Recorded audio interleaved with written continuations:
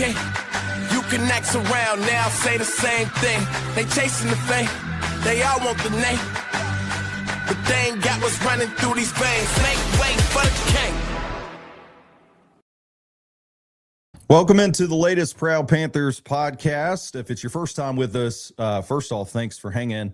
Also, my name is Stephen Beck, at Stephen Beck TO, and at Proud Panthers, both great ways to hang out with us on X. Your questions, welcome there anytime. Also, going to be joined by another player here today on this week's episode. We'll get to that in a second, but first, a little bit of housekeeping. I want to rewind real quick just to give a short, I promise, story. That way it'll make a little bit more sense where we're headed. But I once worked with the men's basketball team directly at High Point. That doesn't make me more qualified or less qualified really to do this. What it means is, I love college basketball, huge fan of the university, and especially our High Point program. But in the midst of finding out quickly, my journey wasn't going to play out the way I wanted it to, which was to be a college basketball coach. I changed careers. I still love sports, wanted to be involved somehow, and decided that I would go into broadcasting at the time. So first gig after leaving High Point as an alum was in sports talk radio. And I did it for probably 2-3 years before deciding again do another career change. More at that time, just because I found since I'm just an entrepreneur. I love creating. I love making things. I love leading. I love working with a lot of different people.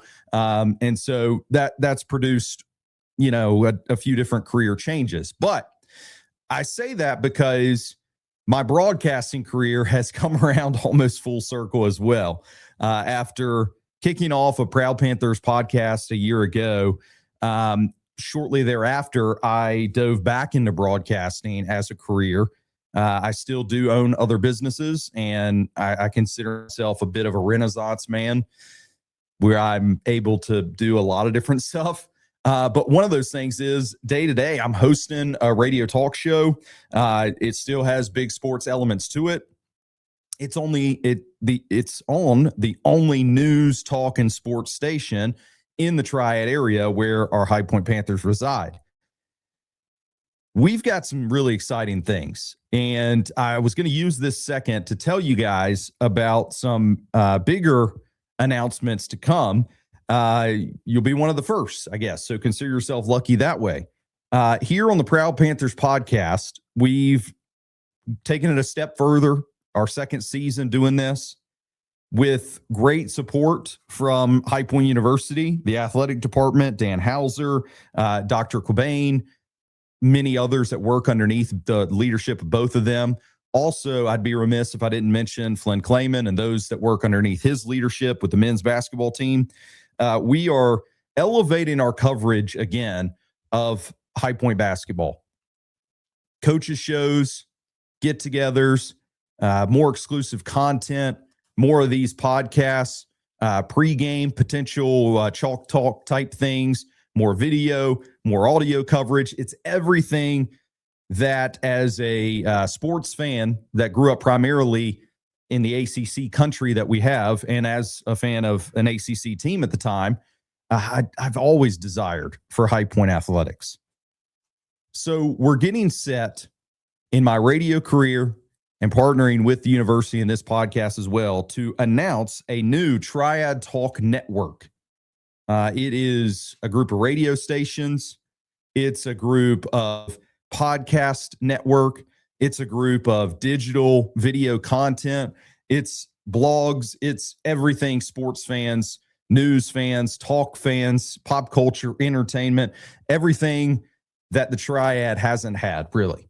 And so I'm excited the High Point has come on board. They're going to be a big part of that. So if you're a Panthers fan, I tell you now, because if you've been following this coverage, the stuff I'm producing, it's still going to happen. It's going to be a part of this network. It's going to be bigger. It's going to be better. And I hope you'll sign up, get involved, follow along with us, and be a part of it, because it's going to be really cool. Now that we got that out of the way, we're here today to talk about Caden Miller some. He's going to join us coming up here on the Proud Panthers podcast just a little bit. The guys have been on a summer break and will be coming back actually next week to get on to campus first before the majority of the incoming students and the returning student body makes their way back to High Point. And in earnest after that, it gets pretty serious. We get into fall semester. Basketball practices, the amount of time that the coaching staff gets with the guys ramps up in September. We had some exhibition games in October to look forward to. There'll be block parties that we're going to be a part of. There's going to be all sorts of really cool stuff. And so we'll keep doing these player interviews.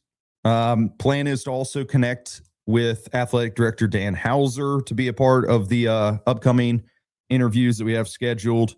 More from Flynn Clayman and his staff, and probably other outsiders as well that cover the Big South or cover High Point basketball. And we'll keep you posted on all those things. But for today, I felt like Caden, as another returner to this team, would be somebody good to catch up with. And, something refreshing about Caden is that he shares things, and you'll hear this coming up in just a few minutes, but he shares things in a very genuine manner.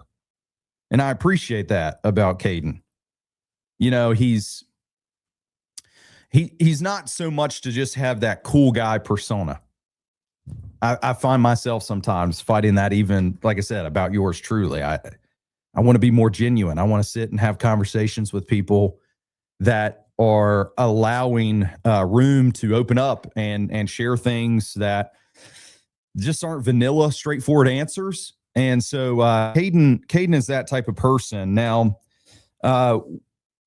what I would say is Caden comes into a sophomore season at High Point at a both very exciting time, but I would almost, this is not his words, this is me, I would almost view it as almost a very pressure-packed, kind of scary time a little bit.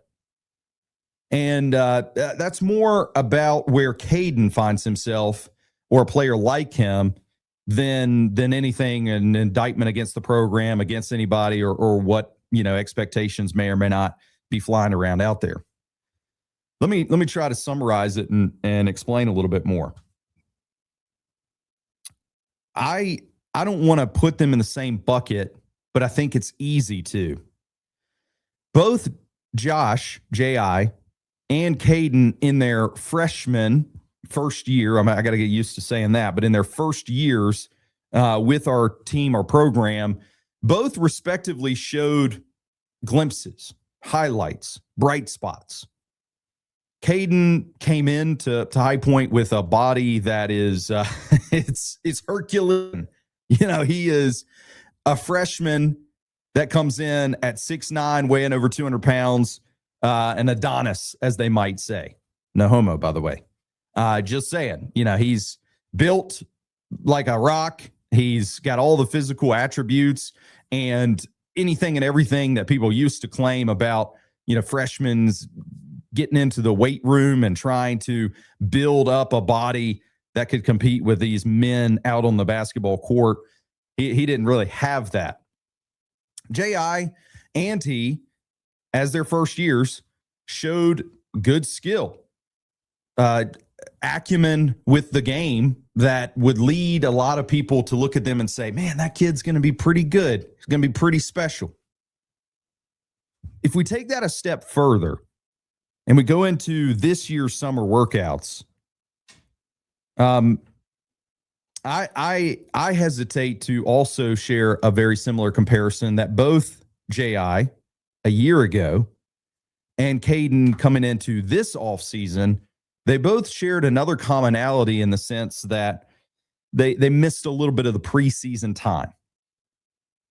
Caden's back, already been working out with the guys before they went on this break, and maybe we'll have more comment on that in a second. But I would be lying. I would not be genuine, as I shared at the start, if I didn't acknowledge that J.I.'s season a year ago was not what many High Point Panthers fans had built up what his second-year campaign might look like. When you lose some significant players like Bodo in the post, and you have a young guy who in his first year showed a level of skill and talent around the basket, you almost find yourself just automatically ticking a box and saying, yeah, move that guy into this perception I have for them. And I feel that's the scary part for Caden. They're two different guys, two separate players. It's almost, honestly, I have to slightly apologize. It's almost inconsiderate and unfair to mention it, but I want to be real. I want to say that in a lot of ways, as I found Caden coming into this second year, and he was already missing just a little bit of time in the summer workouts, it's hard for me not to just knee jerk a little bit and revert back to like, I don't love that for Caden. And I don't think Caden really, would love that either for Caden. And I'm sure J.I. would probably echo that same response about his summer workout timing and things, how that played out a year ago as well. Now, while I mentioned that, what I would say about Caden is, and this is where I actually told him, just to kind of share a little behind the microphone bit with you, when I sat with Caden, I shared with him, like, you're back and you're going to have a little bit of extra time while the rest of the team goes off and does some things to take a bit of a break.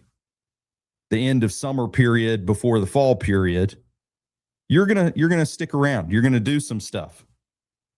And I think with that, that's some really critical, awesome time to be here working on yourself, working on your game, to where you might even find yourself a leg up in better shape, in a better spot than if you had that time where you left the university, you went off, you did some fun stuff or whatever.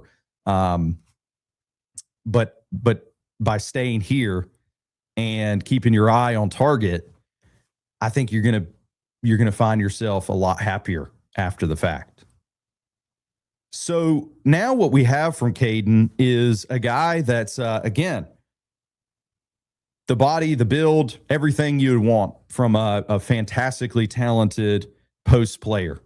Very genuine person that will share things openly and communicates that way, which normally makes a nice teammate to have around.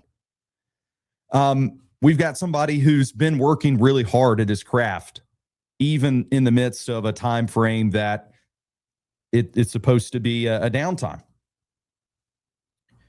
And he's carrying all of that off of a season a year ago where Flynn just recently shared here on this very podcast that Caden found himself probably deserving of adding playing time, but behind a couple other guys where it just makes it hard to have three big men in a rotation. I'm going to highlight for you my favorite Caden moment from last season. And I think this is the type of player that you'll get with a genuine guy like Caden. And I think it's the exact type of player that this year's High Point rotation needs from Caden again. It was a game taking place Saturday, February 21st. And it was inside the Cobain Center in a raucous environment. It was between two teams that were battling for or jockeying in a way for position in the Big South standings at the time. And it was full of anxieties that built up to the tip-off time that circled around definitely a big man, a five-man that would be a part of this contest. That would mean that any and everybody that's a post player, somebody that could potentially guard, defend, end up matched with that type of person, has to be ready, has to be prepared, has to be willing to give of themselves, because that's just the requirement. It was the game against Winthrop where our High Point team ended up winning by 2 points. And it could be a game that, honestly, for Caden Miller, goes down as one of the worst statistical games, a player could potentially have. But it was the best performance he could have delivered in the circumstances. 5 minutes, 0 field goals, 0 3-pointers, 0 2-pointers, 0 rebounds, 0 assists, 0 steals, 0 points, 5 personal fouls. Yes, that is a foul a minute average. Best performance that Caden Miller had all season, in my opinion. Worst performance that Big South officials potentially had all season. And very typical for the way that they chose to officiate one Big South player a year ago named Logan Duncombe. He's off. He's in the ACC world now, and I will personally guarantee he will not receive that same type of officiating at all in that conference.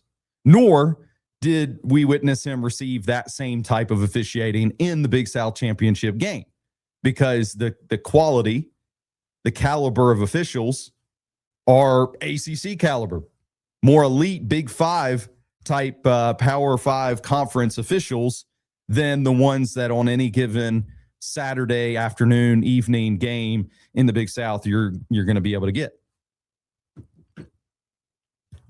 Caden Miller did not foul Logan Duncombe 5 times, but he gave of himself as a teammate to this team and to the win what it required to allow some of the other guys to have a break. He gave of his fouls, defended hard, played physical, which is absolutely what I screamed over and over and over you got to do with a guy like Logan Duncombe. Beat him up, bang around with him, make him uncomfortable, make him over what would be normal to get the ball, to allow post feeds, to get rebounds and all the other things. And that's exactly what Caden did during his very limited time of 5 minutes. But that's the type of player, it's the type of person, really, I feel like when I interact with Caden, and that's going into this next season, what really I feel like he can contribute again to this team. No, I don't want Caden fouling out in 5 minutes. I don't think there's a player in the Big South that will get those whistles again this year. You're going to see a significant drop because that was just on a completely different worldly level. But what I do hope that Caden's able to contribute on this team going into a second season is that if the coach, if the team, if the competition dictates him coming in and adding an element of physicality that he already is natural with, adding an element of work and hard and energy that he can contribute very quickly, that's all you can ask from a guy like that. And it contributes things that in a stat sheet, they're not flashy. To his own, desires, it may not be exactly what anybody would really want. But I've seen it work over and over and over and over in a different era, just real quick. And we're going to get to Caden hanging out with us here on the Proud Panthers podcast. But in a different world, when I did work with the team, as I mentioned before, there was a player not nearly as physically gifted as Caden, but very much similar in the genuine way that he operated and kind of who he was. His name was Matt Boswell. I don't know if any of you may recall him. Those were the days when I worked with the team. And Matt actually very skilled as an outside shooter for the size that he had. I think he was probably around 6'9", 6'10", just like Caden is. But I just remember Boz in practices, even in games, because he got action as well. I just remember him being willing. Do whatever it is that allows the team to be successful and have a chance at winning. And that's what we saw on February 21st from a young guy then who, maybe he didn't even know exactly what he was doing. But when I walk away from it, I am immensely impressed. Let's just give this last little kudo statistically because, that probably doesn't flash anybody. January 10th at Charleston Southern. This was an 84-82 overtime win. I think that was an afternoon game. Always a tough place to play in the afternoons there. But I feel like that was a pretty good stat line for Caden as well. 17 minutes that time. Had a couple of field goals, gave 5 rebounds. Also was able to get to the free throw line several times. That might be the place, though. Between Caden and I, we shared that little laugh. That could be the bane of his existence as well. So I know he'll keep working on that part. We're going to take a break. We come back. We're going to have Caden Miller hang out with us here on the Proud Panthers podcast. High Point University, the premier life skills university, is ranked the #1 best-run college in America by the Princeton Review. Employers value HPU's real-world preparation. Students love unprecedented access to global leaders on High Point's inspiring campus. And parents appreciate HPU's God, family, and country values. Choose to be extraordinary at High Point University. Hanging out with Caden Miller here on the Proud Panthers podcast. Caden, how's life been for you, man? How's things going? It's been going really great. It's good to be back here. It's good to be back with, the returners, the new guys, coaches, everybody. Just the whole staff, everybody. It's just great to be back. It's got to feel relieving a little bit to almost have like the blinders taken off and say, okay, I'm used to this. I've been through this one time. How's that feel for you? You would think that. No, it does help a lot being a returner.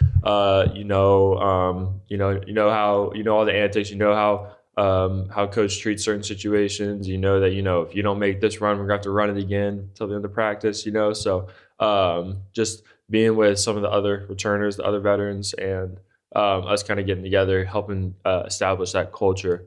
It's just been really great, and I think that we're doing a pretty good job at it so far. You may have been saying that completely tongue-in-cheek and as a joke, but I am curious. Maybe, though, do you feel like it's more pressure because it's like, okay, I'm no longer just like the fresh-faced freshman. Yeah. I got to pick up my game some. No, it does. I've been told multiple times, you make a mistake in practice. It's like I have patience for these new guys. Your returners should know this already. So it's definitely, there is pressure with it, but also, like you said, it's tongue in cheek. You've been through it before. You're supposed to know it, and most of the time you do. And so it takes pressure off, but there's also added pressure. So I think it levels out a little bit. How does it feel for you knowing that you are part of a team your first year, made history here at High Point, another time that's happened where not only are you this time making an NCAA tournament, you're winning a game in the tournament, that you were a part of that run your first college season? I think that is just amazing that God's plan has turned out that way for me. I was in a point where I was gonna go to nowhere school, and I took a chance, took an extra year in high school. Got Coach Huss was here first. He's the one who recruited me here. Saw me at a summer league game recruiting my teammate. And next thing you know, a year later, we're in the NCAA tournament beating Wisconsin. And it's just crazy how things plan out in ways that you would never understand or you would never think would happen, right? And so I think that it's crazy how God's plan has turned out for me in that way. And I'm just excited to see what's next. One of those things I was interested in is last year you had some guys around you like Terry, like Owen, some other big guys, Yusuf, to lean on at times and learn and try to figure some things out. Do you feel like that was a good experience for you? They taught you some tricks and some different things that maybe coming in you didn't already have a handle on? There were a lot of things that I learned, especially from I'll say Yusuf to start. I think that even though that there was some conflict between thoughts of minutes or playing time or etc. He was still just a great teammate. He would help hand out waters. He'd always have a great attitude. You know, if your head was down, he'd literally go and literally pick your chin up and be like, "Hey, keep your head up." I think that showed me a lot about how important it is to be a great teammate, no matter what the situation is. That it's not about you; it's always about the program. It's about the team. I think that he did a lot of that, showing for me off the court to always have a great attitude. And for Owen, I would say, just because those are the two big men that I was spending a lot of time around and talked to a lot about the game, I think Owen just helped me a lot more on the court stuff, giving me confidence, telling me, you're big and strong, use it, right? So I think that he definitely helped me out a lot in there, and just little tricks and tips and technicality stuff, on the court. I talked a lot with Flynn throughout last season about Owen developing late with a 3-point, extended jump shot. That was something when he showed up here at High Point, he may have not already had as polished as late in the season. He knocked down some pretty critical, longer 3-point baskets.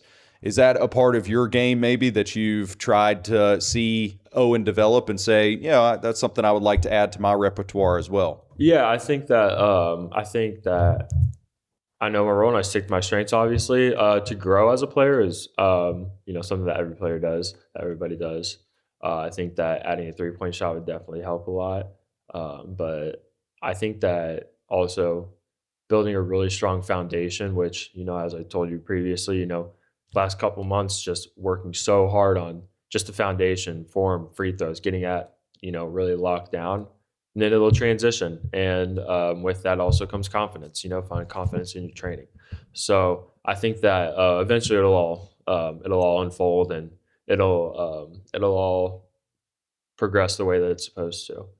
One of the biggest things that I've noticed about you coming into the game was physically you were already a leg up. You were gifted that way with your size and your athleticism that you brought to the table here. One of those steps, though, to a sophomore year, we've already alluded to it a little bit. It's almost more mental. It's not so much physicality stuff. Now it's all the mental components. For the whole team, since you are somebody returning, I was curious, how do you feel like everybody mentally are progressing and preparing together for this coming season? I think that a lot of the guys are taken back by how much we work. I think that what we do here is different than everybody else. Coach had a coaches meeting with all the coaches in the Big South talking about how many hours a week that we get to work out with our coaches. And some guys were saying we need less hours. Here we're saying, no, we need more. We need more time in the gym, more time with coaches, more time in the film room, more time in the weight room.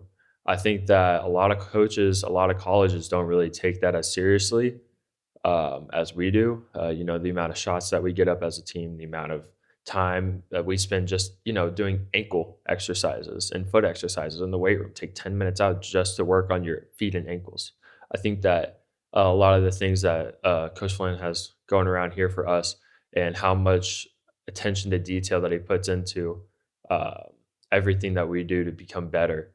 I think that a lot of the guys are taken back by just how much we outwork other teams. And I think that's also the biggest separator for us. But really, really, really soon, they're going to realize just how easy it is to dominate games when we do that, and that it pays off.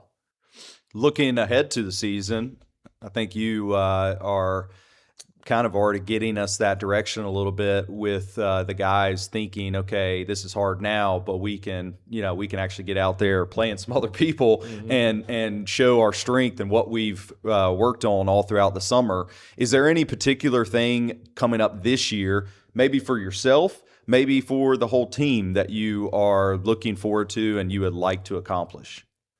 I think that it's pretty given that we want to go to the tournament again. I think that just to keep on having better years. You know, last year we had a better year than the year before, and the year before that, and the year before that. We just keep getting better and better and better. I think that obviously we want to trump that last team and just go further.